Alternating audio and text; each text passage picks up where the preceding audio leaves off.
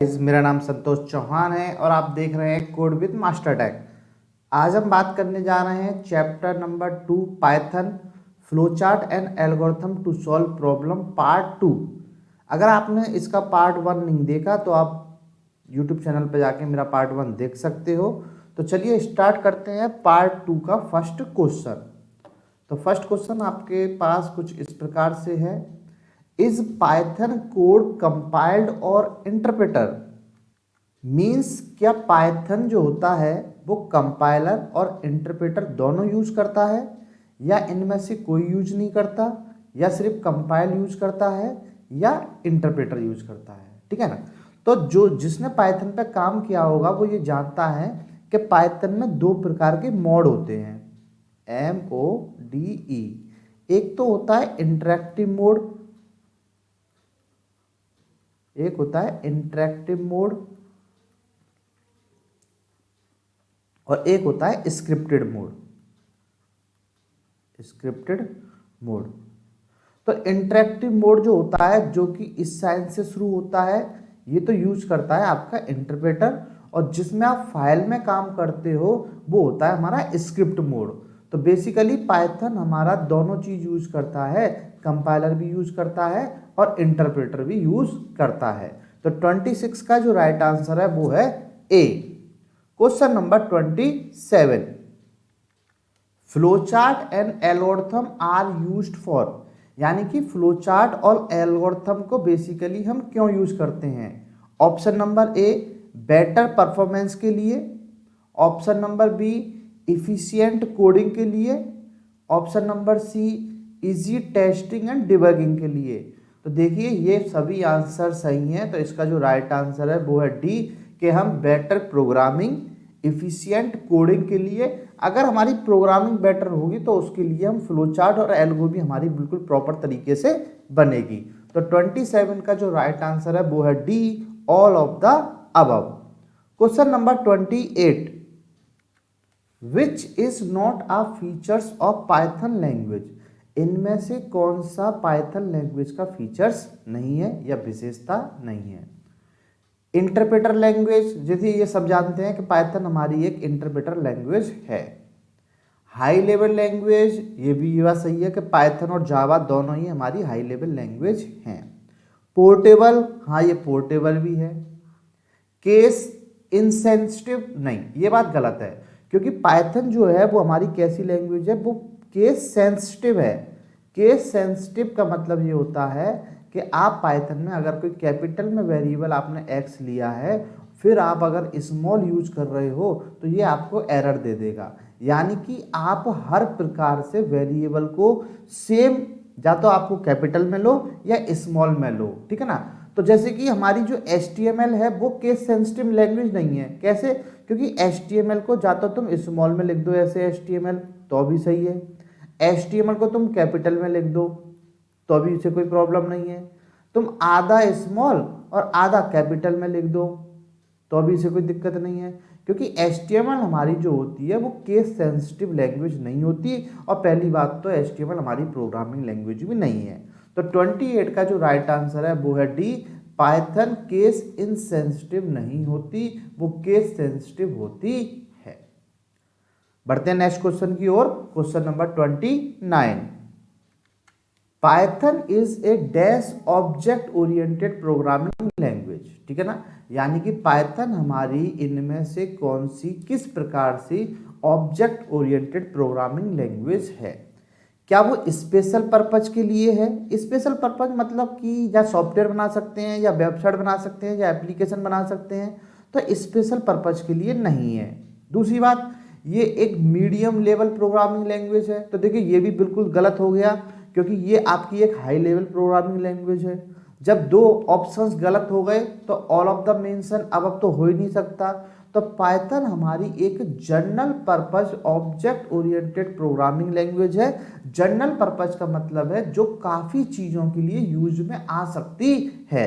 आप पाइथन अगर अच्छी तरीके से कर सकते हो तो पाइथन की मदद से आप वेबसाइट, सॉफ्टवेयर, एप्लीकेशन, आप इससे कुछ भी डेवलप कर सकते हो। तो 29 का जो राइट आंसर है वो है B. Question number 30, method which use a list of well design instruction to complete a task starting from a initial state to end state is called.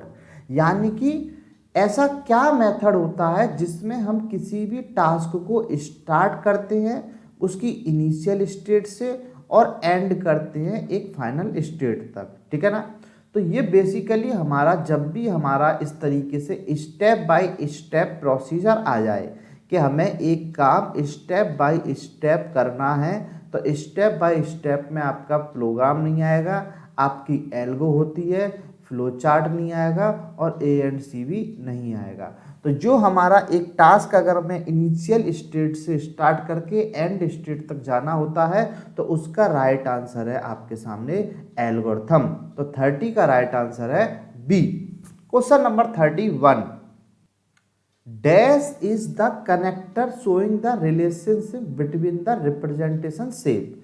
अगर आप कोई भी शेप ले रहे हो फ्लो चार्ट में, मान के चलो मैंने यहाँ पे 2 नंबर इनपुट कराए, ठीक है, फिर मैंने कोई लॉजिक लगाया रेक्टेंगल में, फिर मैंने मान के चलो प्रिंट कर दिया, डिस्प्ले करा दिया। तो हमसे क्वेश्चन पूछ रहा है कि डैश इज ए कनेक्टर, इनके बीच में कनेक्टर कौन है जो इनकी रिलेशनशिप को शो करेगा। तो मैंने इनके बीच में लगा दिए एरो ताकि कनेक्शन शो हो जाए, एरो लग गया, ठीक है। तो dash is a connector showing the relationship between the representation shape. तो हम लाइन नहीं यूज करते, हम प्रोसेस यूज नहीं करते, बॉक्स यूज नहीं होगा, तो इसमें यूज होगा एरो। यानी कि हम किसी भी सिंबल्स को जोड़ने के लिए एरो का यूज करते हैं। तो 31 का जो राइट आंसर है वो है B. Question number 32, dash scan the entire program and translate it as a whole into machine code. देखिए आपकी 2 चीज़ होते हैं आपके ट्रांसलेटर, एक कंपाइलर होता है, एक इंटरप्रेटर होता है, ठीक है ना। दोनों में क्या डिफरेंस है कि जो कंपाइलर होता है वो क्या करता है, पहले पूरे प्रोग्राम को आपका स्कैन करता है, ठीक है ना, फिर बाद में एरर शो करता है कि आपके प्रोग्राम में कितनी एरर है। तो मान के चलो आपके प्रोग्राम में 10 एरर है, ठीक है ना। तो C++, जावा, पाइथन, जावा, PHP, ये सब इस पर डिपेंड करती हैं कि आपने पहले पूरा प्रोग्राम बनाया, बाद में आप एरर चेक करते हो, ठीक है ना। तो ये काम किसका है, ये काम है कंपाइलर का, जो कि ये सब यूज करते हैं। इंटरप्रेटर पे क्या होता है कि आपने एक लाइन लिखी, वो एक लाइन के बाद ही बता देगा कि आपकी कोई एरर है या नहीं है। अगर आपकी एरर होगी तो वो आपके प्रोग्राम को आगे नहीं बढ़ने देगा। तो कहने का मतलब है कंपाइलर जो होता है वो पूरे प्रोग्राम को एक बार में स्कैन करता है और जो आपका इंटरप्रेटर होता है वो लाइन बाय लाइन चेकिंग करता है। तो क्वेश्चन कुछ इस प्रकार से है, dash scan the entire program and translate it as a whole into machine code. वो कौन है जो आपके पूरे प्रोग्राम को, एंटायर मतलब पूरे प्रोग्राम को स्कैन करता है और उसको ट्रांसलेट कर देता है मशीन कोड में, जिसको कंप्यूटर समझ सके। तो ये तो हमने देखा है कि ये आपका कंपाइलर है। तो 32 का जो राइट आंसर है वो है A. Question number 33, which are the application area of Python programming. Basically Python programming को हम किस लिए यूज करते हैं। देखिए बहुत सारे स्टूडेंट क्या करते हैं, वो कोर पाइथन करते हैं। तो कोर पाइथन से आपको इतनी नॉलेज नहीं मिलेगी, वो सिर्फ आपको पाइथन कैसे चलती है उसके लिए आप यूज कर सकते हैं, ठीक है, थोड़ी बेसिक नॉलेज के लिए। लेकिन अगर आप पाइथन की फील्ड में आगे जाना चाहते हो तो आपको पाइथन प्लस एडवांस, डिजेंगो, टिकिंटर, आपको इन पर ध्यान देना पड़ेगा, ठीक है। तो पाइथन प्रोग्रामिंग से क्या क्या हो सकता है, देखिए पाइथन प्रोग्रामिंग से आप वेब डेवलपमेंट, आप वेबसाइट बना सकते हैं, आप गेम डेवलप कर सकते हैं, आप AI, artificial intelligence and ML में पाइथन यूज की जा रही है। यानी कि पाइथन हर जगह यूज की जा रही है, डिपेंड करता है आप किस लेवल पर सीखते हो, ठीक है ना। तो आप अगर मुझसे ऑनलाइन या ऑफलाइन सीखना चाहते हैं तो आप मेरा जो भी नंबर है व्हाट्सअप, आप मुझे मैसेज कर सकते हैं, कॉल कर सकते हैं, तो मैं आपको ऑनलाइन क्लास भी दे सकता हूँ जूम पर, क्लियर है, जिसमें कि मैं वेबसाइट बनाना, गेम बनाना और AI, मशीन लर्निंग सबके बारे में बताऊंगा पाइथन के कोर्स में। चलिए बढ़ते हैं नेक्स्ट क्वेश्चन की ओर। Question number 34, Python is a case sensitive language. हाँ, ये हमने भी देखा है कि पाइथन हमारी केस सेंसिटिव लैंग्वेज है। डीलिंग विद आइडेंटिफायर, आइडेंटिफायर मतलब बेसिकली वेरिएबल। तो जब हम वेरिएबल की बात करते हैं तो पाइथन हमारी केस सेंसिटिव लैंग्वेज है, ये बात बिल्कुल सही है। कैसे सही है? अगर आपने किसी वेरिएबल का नाम लिया है, मान लो str इक्वल्स टू पाइथन, ठीक है, पाइथन, और जब आप प्रिंट करा रहे हो और प्रिंट में आपने लिख दिया है str की जगह कैपिटल में str, तो ये आपकी एरर शो कर देगा, क्योंकि पाइथन हमारी केस सेंसिटिव लैंग्वेज है और वो भी आइडेंटिफायर के केस में। 35, the examination of changing value of variable is called stepping. यानी कि जब हम किसी वेरिएबल की वैल्यू को चेंज करते हैं तो क्या उस प्रोसेस को स्टेपिंग कहते हैं? Option number A true, option number B false, option number C cannot say, option number D may be, कह सकते हैं। तो देखिए, ऐसा कुछ भी नहीं है कि हम जब वेरिएबल की वैल्यू को प्रोसेस करते हैं या चेंज करते हैं तो उसे स्टेपिंग कहते हैं, ऐसा कुछ भी नहीं है। तो इसका जो राइट आंसर है वो है बी, फॉल्स। क्लियर? चलिए बढ़ते हैं नेक्स्ट क्वेश्चन की ओर। Question number 36, operator with the same precedence are evaluate in which manner. अगर कोई एक्सप्रेशन हम सॉल्व कर रहे हैं और उसमें जो आपका प्रेसिडेंस है वो सेम प्रायोरिटी पे है, मतलब मान के चलिए 3 मल्टीप्लाई 2 डिवाइड बाय 3 मल्टीप्लाई मान के चलो 4, ठीक है। ये आपके सामने एक एक्सप्रेशन है जिसको आपको सॉल्व करना है। अब जो मल्टीप्लाई और डिवाइड जो ऑपरेटर है इनकी सेम प्रायोरिटी होती है, तो तब आप इसको कैसे सॉल्व करेंगे? तब आप इसको सॉल्व करेंगे लेफ्ट टू राइट, ठीक है ना।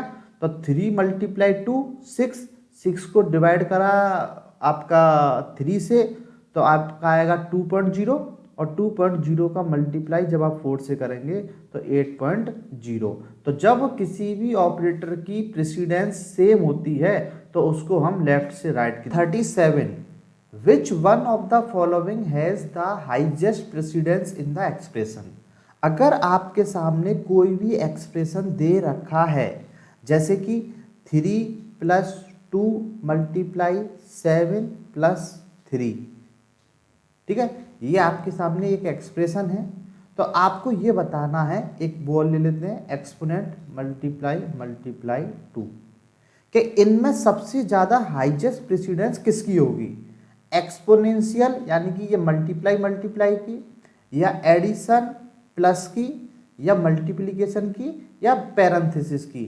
तो देखिए, अगर आपके सामने कोई भी एक्सप्रेशन है तो उसमें सबसे ज़्यादा प्रायोरिटी जो होती है वो पहले होती है ब्रैकेट की, यानी कि सबसे पहले आपको पैरेंथेसिस सॉल्व करना होता है, फिर जाके आपको कोई एक्सप्रेशन सॉल्व करना है। तो 37 का जो राइट आंसर है वो है डी, क्वेश्चन नंबर 38।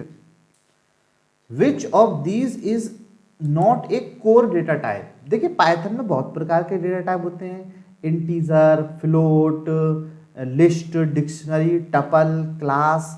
तो हमें ये बताना है कि इनमें से कौन सा कोर डेटा टाइप में नहीं आता।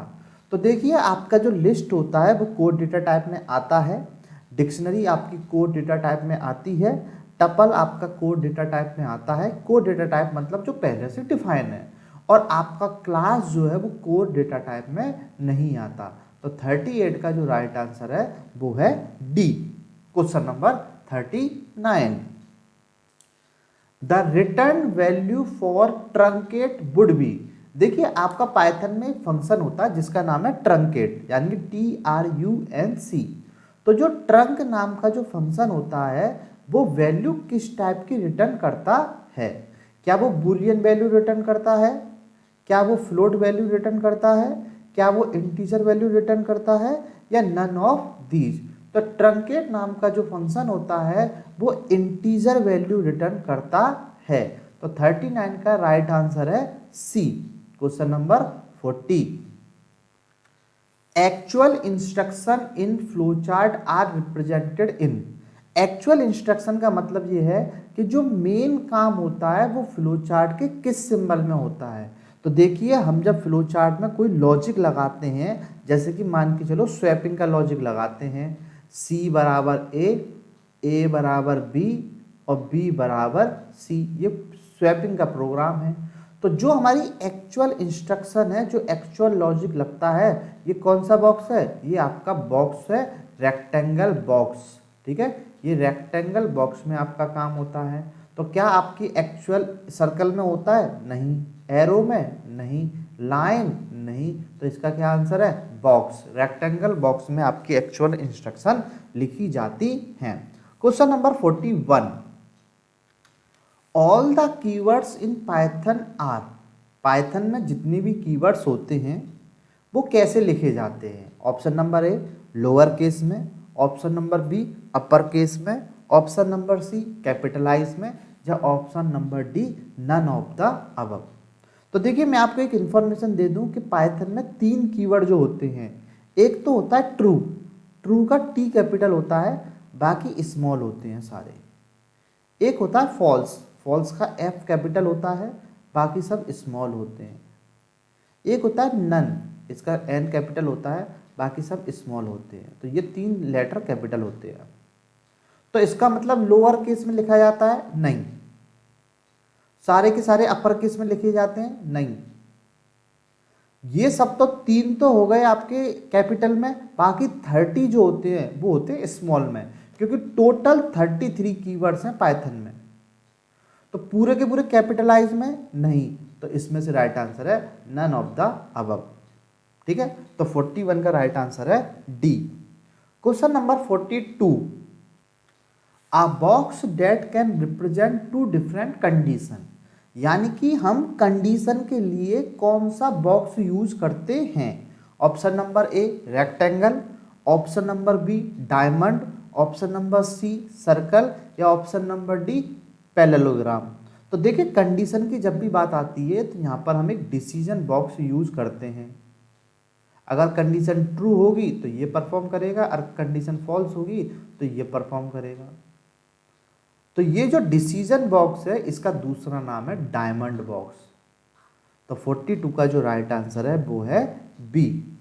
Question number 43, there should be certain set standard on the amount of detail that should be provided in flow chart. क्या फ्लो चार्ट के अंदर हमें कुछ set standard amount of detail provide होती हैं? क्या हमें ऐसा कुछ है? नहीं, ऐसा कुछ नहीं है। फ्लो चार्ट के अंदर हमें कुछ भी स्टैंडर्ड फॉलो नहीं करना पड़ता, ठीक है ना। तो ट्रू या फॉल्स, तो इसका आंसर हम कहेंगे फॉल्स, ठीक है। और ये वीडियो आप देख रहे हो code with master take channel पे, आप मेरे चैनल को सब्सक्राइब भी करके जाना। क्वेश्चन नंबर 44,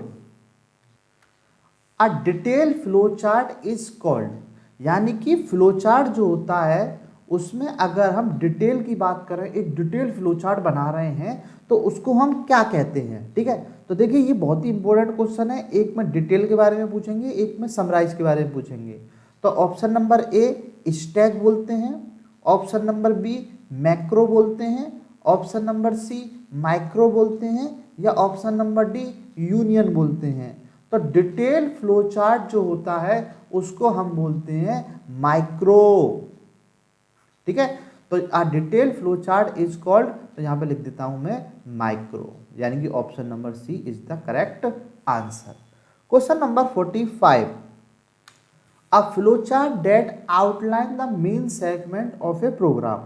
देखिए पहले वहां पे डिटेल पूछा गया था, अब सिर्फ मेन सेगमेंट को अगर हम अंडरलाइन या आउटलाइन करते हैं तो उसको क्या बोलते हैं?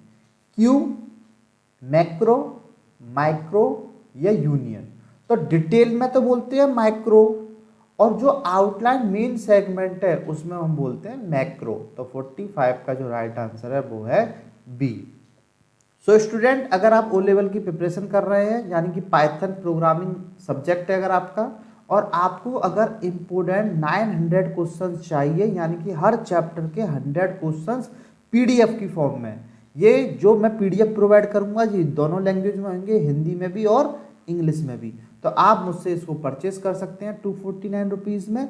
ये मेरा व्हाट्सअप नंबर है और ये मेरा आप कॉलिंग नंबर है, ठीक है ना। तो आप कुछ भी करके इनको आप मेरे से परचेस कर सकते हैं। चलिए बढ़ते हैं नेक्स्ट क्वेश्चन की ओर। Question number 46, process of removing error called, यानी कि जब हम किसी भी चीज में से एरर को रिमूव करते हैं तो उस प्रोसेस को क्या बोलते हैं? Option number A error free, option number B debug, option number C syntax error, या ऑप्शन नंबर डी एक्सेप्शन। तो इस प्रोसेस को हम बोलते हैं डिबगिंग। जब हम किसी भी प्रोग्राम में से एरर निकालते हैं तो उस प्रोसेस को हम बोलते हैं डिबग। ठीक है, तो 46 का राइट आंसर है B. Question number 47, what is the output when following statement is executed? अगर इस स्टेटमेंट को हम एग्जीक्यूट कराएं तो क्या आपका आउटपुट आएगा? तो देखिए डबल कोट्स में आपकी एक स्ट्रिंग है जो कि है ए, दूसरी स्ट्रिंग है जो है बी और सी, और इसमें हम प्लस कर रहे हैं। प्लस मतलब होता है कॉनकैटिनेशन, यानी कि दो स्ट्रिंग को आपस में जोड़ना। तो ये दोनों आपस में जुड़ के बन जाएंगी ए बी सी। तो आपका ए बी सी वाला आंसर कौन सा है? डी। तो 47 का जो राइट आंसर है वो है D. Question number 48, what is the output when following statement is execute? यानी कि ये जो प्रोग्राम है जिसमें आपके सामने ए बी सी डी दे रखा है, तो इसमें अगर हम 2 कोलन करें तो क्या आंसर आएगा? तो देखिए ए बी सी डी का पहले मैं इंडेक्सिंग कर लेता हूँ। ठीक है, तो यहाँ पे ए, यहाँ पे आपका बी, यहाँ पे आपका सी और यहाँ पे आपका डी। ये 0 पोजीशन, ये 1, ये 2, ये 3, ये ऊपर वाली पोजीशन -1, ये -2, ये -3 और ये -4। तो आपके सामने है 2 कोलन मतलब यहाँ से स्टार्ट होगा, स्टार्टिंग, और एंडिंग नहीं है तो पूरा चलेगा। तो इसका आंसर होगा सी डी। तो इसका आंसर है सी। ठीक है, बढ़ते हैं नेक्स्ट क्वेश्चन की ओर। Question number 49, what is the output when following code is executed? अगर इस कोड को हम एग्जीक्यूट कराएं तो क्या आउटपुट आएगा? तो हमारे पास जो स्ट्रिंग 1 है उसमें है आपका हेलो। ठीक है, हेलो वर्ल्ड। अब आपने प्रिंट करा रखा है कोलन कोलन -1। तो देखिए कोलन, ये जो कोलन होता है इससे पहला वाला होता है स्टार्टिंग, STA स्टार्ट, और ये जो कोलन होता है ये होता है एंडिंग, और यहां पर होता है -1 दे रखा है, यानी कि कितने स्टेप आपको स्किप करने हैं। तो ना तो इसमें स्टार्टिंग दे रखी ना इसमें एंडिंग दे रखी, इसका मतलब पूरा आएगा। और -1 का मतलब है रिवर्स में पूरा आएगा। अगर यहां पर तीसरे नंबर पे माइनस में दे रखा है तो आप ये समझ जाना कि इसका जो आंसर आएगा वो रिवर्स होगा ही होगा। तो इसमें सबसे पहले आंसर आएगा DLROWOLLEH। तो इसका जो राइट आंसर है वो 49 का A. Question number 50, what is the output of the following code? यानी कि आपके सामने प्रिंट एक स्ट्रिंग दे रखी है, कैसे पता? क्योंकि डबल कोट्स में है, और हम काउंट करना चाह रहे हैं वाई वाई कि इसमें वाई वाई कितने हैं। तो देखिए एक तो वाई वाई ये रहा, फिर आगे चले आगे चले आगे चले एक वाई वाई ये रहा, तो काउंट हो गए टोटल कितने वाई वाई आए? 2। तो इसका आंसर है A. So guys like this video. आपको मेरी वीडियो कैसी लगी आप मुझे कमेंट सेशन में बता सकते हैं। Thank you for watching my video. Thank you so much.